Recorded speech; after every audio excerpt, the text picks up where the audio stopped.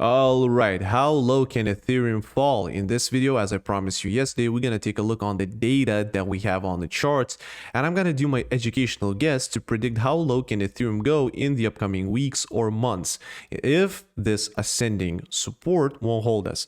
This whole educational guess will be, let's just say, a simple speculations are based on the supply and the demand strategy. At what price levels we can see those juicy demand boxes. The chart data according to the supply and demand is there. Again, we cannot ignore that. So at what levels I prepare to accumulate more ETH if this bullish scenario doesn't play out and ETH along with the entire market starts heading south. Let's jump straight on into the charts. I prepare for you 3 different charts on the daily time frame. We are on a 5-day time frame on the Ethereum charts because I see a lot of confirmation there, a lot of juices. And let me just put this in the middle.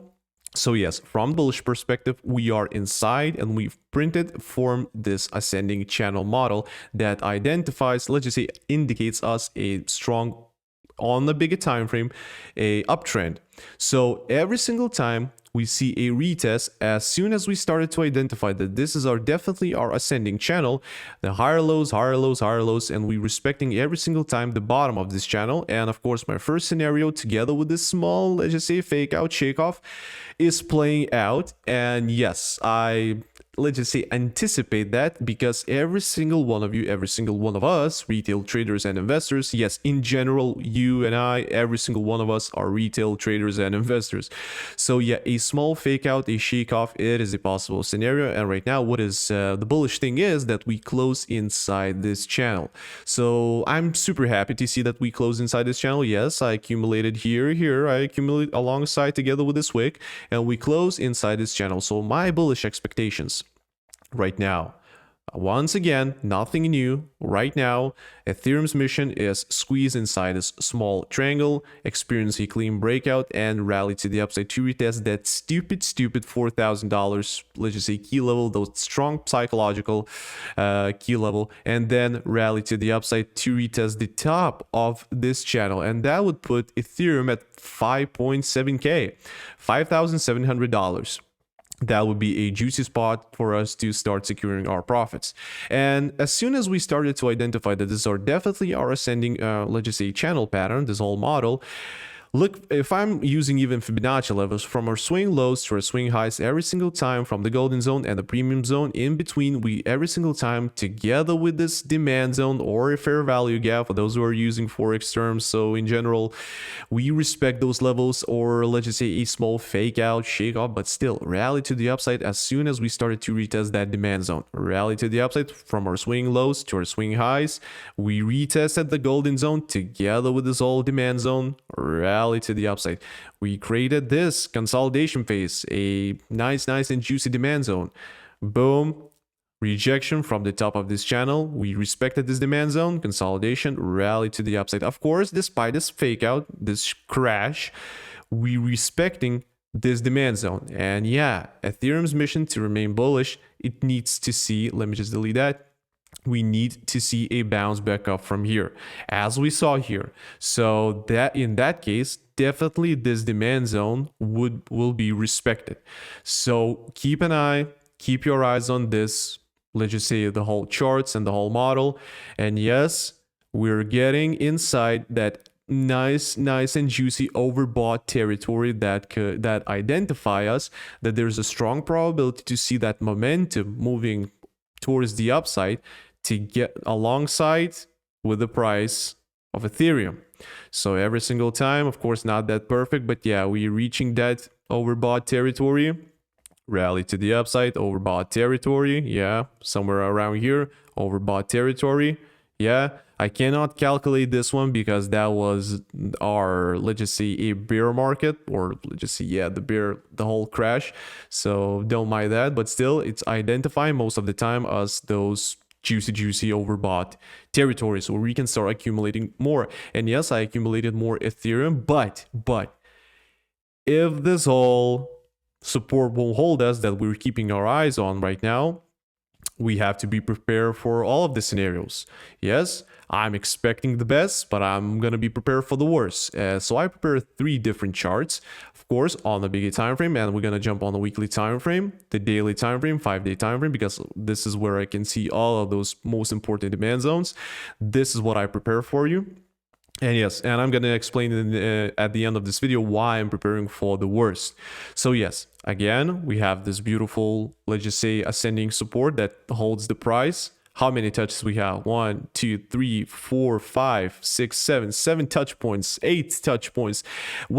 Yes, the best thing is to see on Ethereum that we're closing above this ascending trend line, and we do respect together with this demand zone.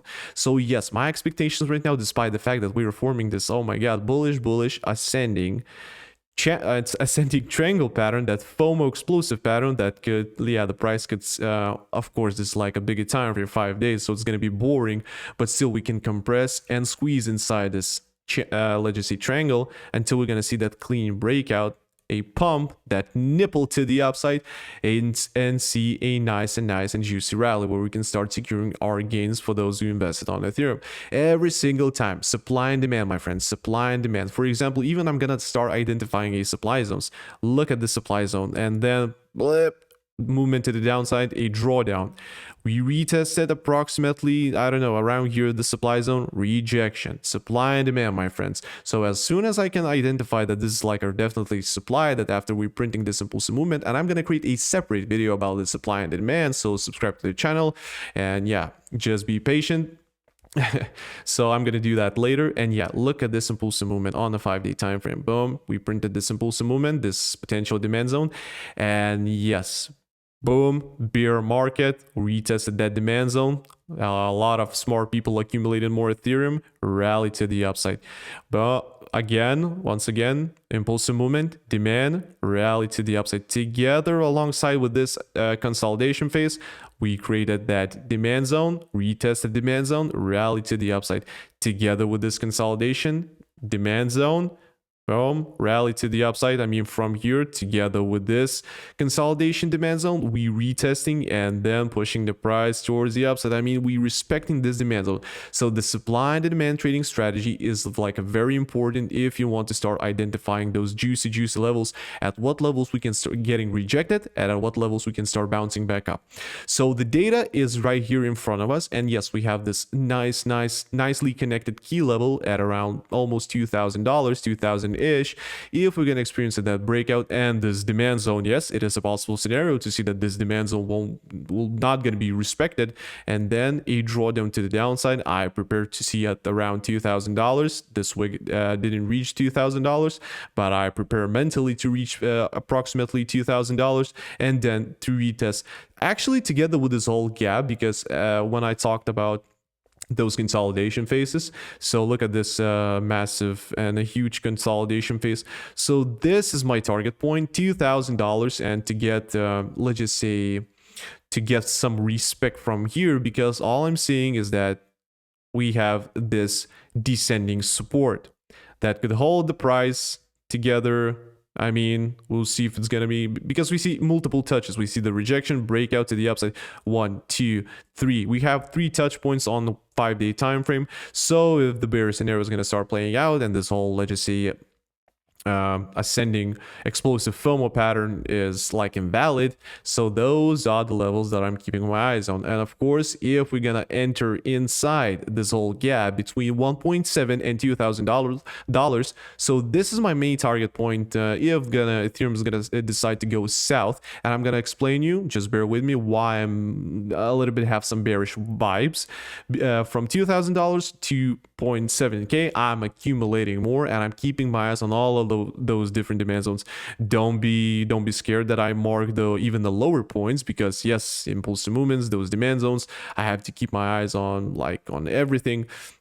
So if we're gonna go inside here, I'm gonna accumulate more. If this, like, we're entering, I don't know, maybe we're entering the bear market right now, and the Ethereum is won't gonna reach its new all-time highs this cycle. So what if? Only what if? But I'm bullish, but I'm preparing for the worst. What if? So yeah, so I don't believe that we're gonna reach the $1,000 and let's just say $800, that demand zone. That would be ridiculous. That would be the lowest points, but it is, I don't believe that. I'm still have some bullish vibes, but the most bearish vibes that I get, of course, we're gonna jump on the weekly time frame after I'm gonna mention you this, that let's just take a look on the coin market cap. And for me, this is not natural. If I'm not mistaken, yesterday I saw only 10 million. Today I'm seeing 11 plus million crypto coins in total. I haven't seen this for a while. I mean, I haven't seen this before, and I haven't seen that there's like a lot of crypto meme coins, altcoins have been created. So for me, this is not natural. Sorry for that, not natural. And I'm trying to be cautious because, oh my lord, 11 plus million crypto coins is in the market. So this is not healthy. This is not healthy, and for me, it's not healthy when all of the celebrities starting to launch their own meme coins. And right now, I saw that guy from the Tinder movies launching its meme coin. The Mark Cuban is planning to launch his meme coin. So the meme coin rally is not over yet. So be prepared to see something crazy in the near future as well. Yes. Talking about Ethereum monthly returns and February and March that we discussed, that yes, most of the time February and March are the most bullish months and we're closing in the green, but right now we're seeing the red. Of course, we still have 20 days left. We'll see how this whole scenario is going to play out. I mean, the closing in the green, we are right now in the negative 20%. So if we're going to see that bounce from that ascending support, I believe that we still have a chance to close in a green alongside together with the March. We'll see if we're going to experience that clean breakout through that ascending triangle pattern. And if we're going to do that, I can anticipate that the March could be also a very bullish month. So this is not over yet. This is not over. This is still ongoing. And yes, so but what if we are wrong, and a lot of people and a lot of big institutions do understand that we're all waiting for that altcoin season, and we all seeing exactly the same data in the charts, I mean, monthly returns, bullish patterns and everything. So what if all of those red green months that was in the past gonna close in the red? What if? And we're gonna see only these green days that we think that this is gonna be the most bearish one. What if we need to think opposite? All right, so I'm always being very cautious and I'm trying to prepare for the worst but expect the best, or like, I don't know how to say. So these are my thoughts, just trying to be cautious and to be very safe, trying to be very safe with my investments. And let me just delete that dot. All right, so keep an eye on those, the most juicy demand zones that are on the charts. Again, this is my main model, that bullish model that I'm keeping my eyes on, and we are still respecting that premium zone every single time. Premium zone, approximately golden zone, premium zone. Every single time we have the respect from our swing highs to our swing lows. So get that Fibonacci tool, pinpoint from the swing lows to our swing highs, and identify by yourself those juicy levels where we can start bouncing back up. Once again, on a weekly time frame, let's just talk about something way more cleaner. What is talking about candles? For me, like, it is like very nice to see that people are accepting the Ethereum's price at those levels, and they're accumulating more and more too. Of course, together with me, I accumulated more as well. Look at this candle. Look at this candle, that accumulation candle. So we have a ton of support here. That yes, my expectations right now, yes, the price can go even lower, just a little bit, but based on the supply and demand, we can start bouncing back up. And what if we are printing from those highs to those lows, printing this massive range between $2,000, approximately 2.1, and for, let's just see what is like to be more accurate, and let's just see, yeah, $4,000, 4,000-ish. So what if we're creating that huge gap, that bull flag, and then after a clean breakout through that psychological key level, $4,000, another rally to the upside, and that would be, everything would be perfectly connected. And look, every single time, once again fellas, demand consolidation phase that identified that there's a lot of demand here. Boom, demand getting respected. I mean, we're getting respected from here and bouncing back up. Where's another, like here, respect, demand zone, boom, respect this impulsive movement, respect this whole consolidation, whatever, respected once again, rally to the upside. Where's my, I'm gonna delete that. Where's my mouse? Let me just make that more. Look, I'm just gonna use this one. So after printing this impulsive movement, this whole gap, this whole, let's just say, fair value gap between $700 and almost $1,000, we have a respect. So once again, fellas, supply and demand, supply and demand. So that is pretty much it. Those, once again, those are the juicy levels, and those are like gap zones that I'm looking to accumulate more Ethereum if everything is gonna start going south. I'm gonna accumulate more, and yes, it is a little bit tricky because we have a lot of demand at the bottom. So to accumulate after breakout, it is still, in my opinion, a good idea. That's what I'm doing, and in another video I'm gonna tell you how I'm gonna start accumulating Bitcoin in a very interesting way. So stay tuned. And yeah, this is my bullish model. If you want, you can redraw this. And yeah, bullish model, waiting for this descending trend line that acts as a resistance to be broken, and movement, a rally to the upside. Keeping my eyes for the worst case of scenario, those demand zones once again. And the weekly time frame, but in my eyes, looks bullish on Ethereum. Once again, in here at those levels, BlackRock, Trump, they're buying. They're buying Bitcoin, they're buying Ethereum. So they know something that we don't know, and I believe I'm making, I don't know, a rational decision to accumulate more Ethereum, because according to the charts, according to the price that we reached our previous all-time highs, I mean, these are the levels that are nice and juicy to accumulate more Ethereum if you believe in the Ethereum. If you don't, just stay out of it. Stay out of it, and I don't care. So yeah, the monthly returns, yeah, I can close that. And despite the fact that we are, yes, for me, I don't like that. I don't like that, but we'll see. Maybe I'm wrong. Maybe this is like maybe this is like a new normal, you know, in the world of crypto, that we have like 11 plus million coins circulating into the crypto ecosystem. So yeah, that is pretty much it. I'm gonna see you in the next one. Peace out.